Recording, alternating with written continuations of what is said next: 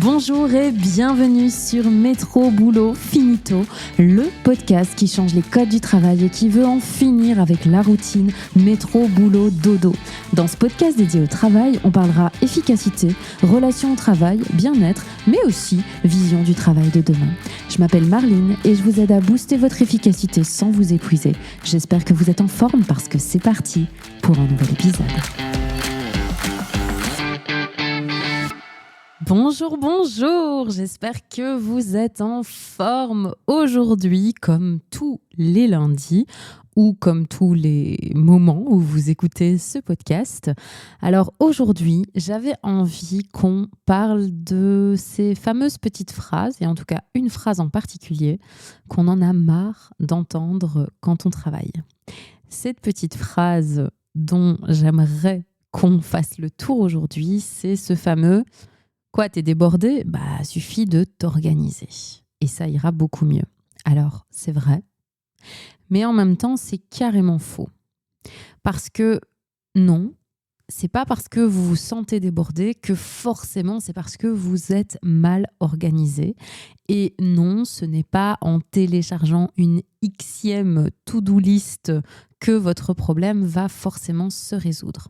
Donc c'est ce que j'avais envie qu'on aborde aujourd'hui, cette fameuse phrase « Si tu te sens débordé, tu n'as qu'à mieux t'organiser » pour comprendre un petit peu dans quelle mesure elle est vraie ou fausse. Alors les raisons qui expliquent qu'on se sent débordé, on l'a déjà abordé dans un épisode précédent. Je vous remettrai le lien en description de cet épisode-ci si vous voulez aller faire un petit refresh, un petit reminder. Mais dans cet épisode, je vous avais dit, on peut se sentir débordé parce que on a une charge de travail qui est trop importante pour le temps accordé. Et donc effectivement, là, je peux m'organiser comme je veux. Je vais toujours me sentir débordée. Ça peut être parce que je fais du multitâche et donc que le fait de osciller d'une tâche à l'autre tout le temps fait que je me sens complètement dépassée. Ça peut être parce que j'ai du mal à poser mes limites, à dire non. Ça peut être du mal parce que comme je suis hyper perfectionniste, je vais passer trop de temps sur les choses et donc me laisser happer par des petits détails ou des choses qui n'ont pas vraiment d'importance et donc après laisser s'accumuler les choses. Ça peut être parce que je ne sais pas réellement prioriser mes tâches et que du coup tout devient prioritaire, tout devient urgent, mais en même temps du coup je n'avance plus vraiment efficacement dans quoi que ce soit. Ça peut être parce que ma charge mentale aussi est trop importante. Et la charge mentale, c'est à la fois dû à mon travail, mais c'est aussi dans ma vie privée. Peut-être que quand j'ai trop de responsabilités à endosser dans toutes les parts de ma vie, à la fois ma vie privée et ma vie professionnelle, ça peut faire beaucoup aussi et je peux saturer à un moment donné.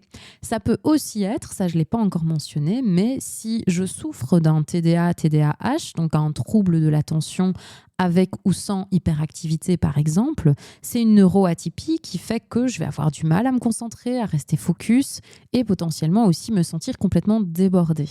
Donc vous voyez, il y a plein de raisons pour lesquels on se sent débordé, qu'on avait déjà abordé dans des épisodes précédents. Mais donc, quand on entend cette fameuse phrase « il suffit de mieux t'organiser si tu es débordé », eh bien, elle va en fait taire toutes ces réalités que je viens de vous reciter et les mettre un petit peu sous silence en se disant c'est comme si tout ça, ça pouvait pas être des conditions qui font que je me sens débordée tout simplement. Quand on dit à une personne « il suffit juste de mieux t'organiser pour te sentir moins débordé », ça laisse entendre que la responsabilité ou le problème vient uniquement de la personne. Et donc, il suffirait juste de faire mieux, comme si la personne avait mis en place des mécanismes qui n'étaient pas assez bien et que du coup, il suffirait juste de faire mieux.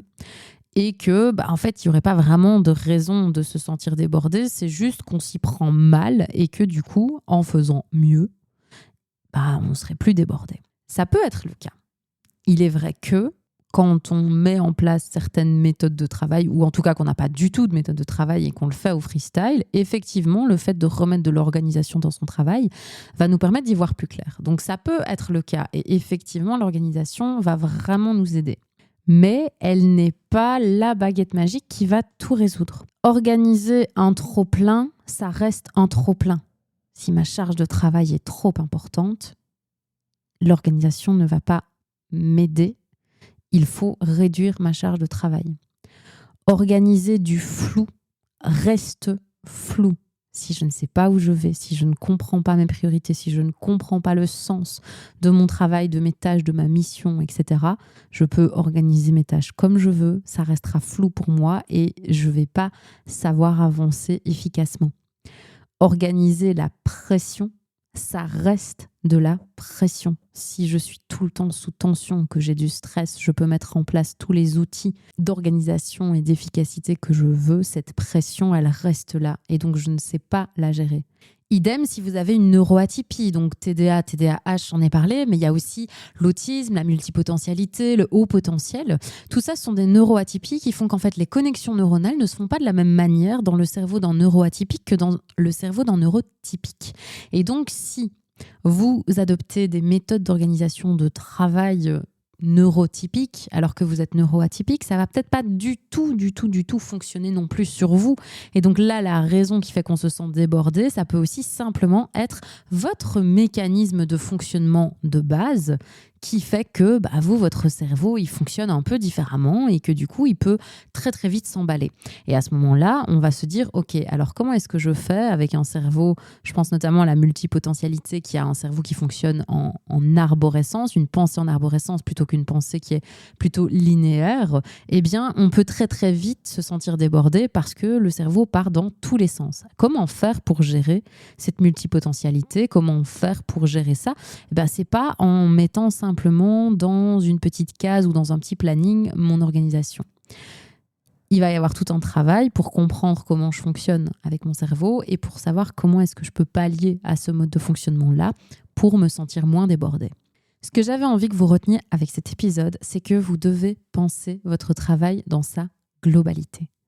Toutes les actions, toutes les choses que vous mettez en place dans votre quotidien au travail, que ce soit votre espace de travail, votre sommeil, la nourriture que vous allez avaler, la gestion du temps, l'organisation, la gestion de votre planning, la gestion du stress, toutes ces choses-là sont des choses qui vont impacter votre efficacité et votre sensation de vous sentir débordé. Et donc, si vous vous dites ou que vous dites à quelqu'un d'autre, ok, alors pour ne plus me sentir débordé, je vais m'organiser, je vais mettre en place la matrice d'Eisenhower, la loi de Carlson, la loi de Parkinson, le batching, etc. C'est très bien. Sauf que ce sera peut-être pas du tout efficace parce que c'est peut-être pas du tout ça qui va résoudre votre sensation, votre impression d'être débordé, parce qu'elle vient peut-être de totalement ailleurs. Donc avant de vous jeter à corps perdu dans une formation sur l'organisation de votre travail, pensez vraiment votre travail dans sa globalité et regardez si toutes les bases sont bonnes pour pouvoir organiser votre travail.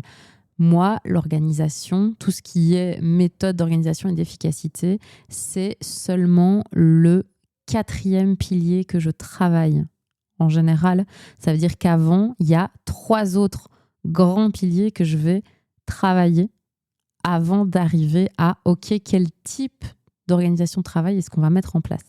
En résumé, ne dites plus aux gens, il suffit de t'organiser pour te sentir moins débordé. Déjà, on essaye d'oublier cette phrase-là, tous ensemble. Premièrement. Deuxièmement, si vous vous sentez débordé, ne vous dites pas, il faut simplement que je m'organise mieux pour que ça fonctionne. C'est peut-être le cas. Effectivement, ça manque peut-être juste d'organisation avec une to-do list un peu plus claire et voilà, un petit planning un peu mieux défini. C'est peut-être ça, la seule chose qu'il y a à faire chez vous, effectivement. Mais c'est peut-être pas ça. Donc, posez-vous la question. Ça, c'est la question avec laquelle j'ai envie que vous repartiez aujourd'hui. Est-ce que quand je me sens débordée, c'est parce que je suis vraiment quelqu'un de désorganisé ou est-ce qu'il y a une autre raison derrière ? On les a énoncés tout à l'heure, mais par exemple, est-ce que ma charge de travail est trop importante? Est-ce que j'ai trop de choses à gérer? Est-ce que j'adore faire plein de choses en même temps, mais que j'ai du mal à prioriser? Est-ce que j'ai potentiellement un TDAH ou une autre neurodivergence qui fait que j'ai un mode de fonctionnement de mon cerveau qui est différent et qui fait que je vais devoir travailler sur ça et trouver des méthodes de travail et d'organisation qui sont plus adaptées à mon mode de fonctionnement? Est-ce que c'est parce que j'ai beaucoup de mal à gérer la pression et que du coup, le moindre stress peut vite faire que je me sens débordée ou complètement dépassée? Est-ce que c'est parce que j'ai du mal à être concentrée? Est-ce que c'est parce que je suis perfectionniste et que parfois, ça me fait accumuler les tâches, le travail et du coup, je me sens débordée? Donc, c'est vraiment hyper important que vous puissiez identifier qu'est-ce qui fait que je me sens débordée et de garder bien à l'esprit que c'est pas toujours un problème d'organisation. Et puis aussi, garder à l'esprit qu'une technique, un outil, une méthode qui fonctionne pour moi ne fonctionne pas forcément pour vous. Ça ne veut pas dire que c'est un outil qui ne fonctionne pas du tout, ça veut juste dire qu'il n'est pas adapté à vous et que du coup, la raison qui fait que je me sens débordée, peut-être il faut aller la chercher ailleurs. D'ailleurs, dites-moi en commentaire, je serais très curieuse de savoir, c'est quoi la phrase qui vous énerve le plus au travail ? Nous voilà à la fin de cet épisode. Déjà, merci d'être resté jusqu'au bout. Si cet épisode vous a plu, n'hésitez pas à laisser une note, un commentaire sur votre plateforme d'écoute ou un petit partage sur les réseaux. Ça fait toujours plaisir et ça aide à faire connaître le podcast. Pour échanger, proposer vos idées, partager vos expériences, on se retrouve sur les réseaux via le compte MyEcoDesign. Et puis, si vous en avez marre de bosser en apnée, alors on se rejoint sur la plateforme Breathe. Je vous mets tous les liens en description de cet épisode. Il est temps pour moi de vous dire au revoir. On se retrouve la semaine prochaine pour un nouvel épisode et d'ici là, prenez bien soin de vous. Et oui, je suis toujours là et toi aussi, tu commences à connaître la chanson pour te remercier d'être resté jusqu'au bout. Cette semaine, petite avant-première sur la thématique de la semaine prochaine. La semaine prochaine, on parlera du sas de décompression, tout un programme. D'ici là, porte-toi bien. On se retrouve la semaine prochaine.